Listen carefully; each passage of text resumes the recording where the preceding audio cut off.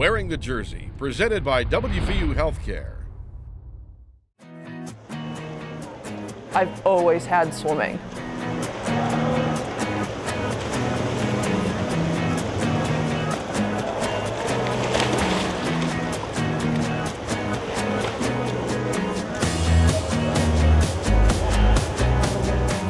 My mom was a competitive swimmer when she was younger. My mom and her two sisters actually all swam when they were little, and for some reason, my mom was like, yeah, I want to go sit at a club meet for 4 hours. Let's make her swim too and see if she likes it. And I did. I had a natural knack for it. Even when I was little, I buzzed through all those little learn to swim levels in a matter of time, and Mom was like, well, now we're stuck. Now we have to swim forever.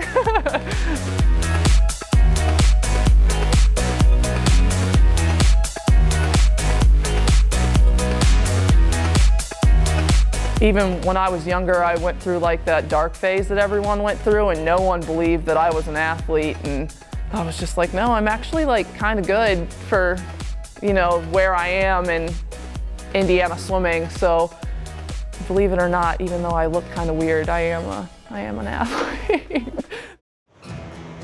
I train a lot of freestyle, and then when I can, I mix in some butterfly because I'm a power-based butterflyer, so I use a lot of upper body strength to pull myself through the water. Because I'm a bit bigger build, I'm a lot more muscular. I use a lot more muscle in the water as opposed to just floating on top of it. So I use a lot more strength than, say, someone who might be smaller and a little more petite than I am. That's why I call it more power-based.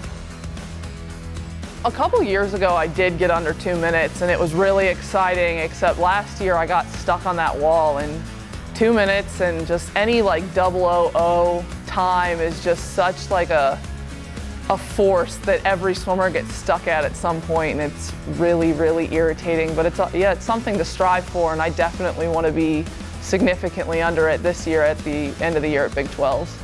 It's more just I just want to go and have a great swim meet and just see what I can do. I mean, the races that we've raced in the Big 12 this year, I've stood up pretty well against their flyers, so it's just kind of let's see who can bring it at the end of the year. I am a psychology and criminology double major. I want to go to grad school in clinical psychology with an emphasis in post-traumatic stress disorder, so I can treat and help reintegrate soldiers that are coming back from war. And not just soldiers, but anyone that experienced post-traumatic stress, because I think it's a very, it's not talked about a lot, and I think it is a very prominent issue that not a lot of people are aware of, but a lot of people suffer from it, and I just think that it's essential that those people get the help that they need, and that someone is willing to do it. I've been swimming for way too long, 17 plus years, and I was just I'm gonna be done, I'm not gonna know what to do with myself, it's gonna be awesome. And then last night I was just kind of I'm done with swimming in 3 weeks. Competitively, I'm finished with it.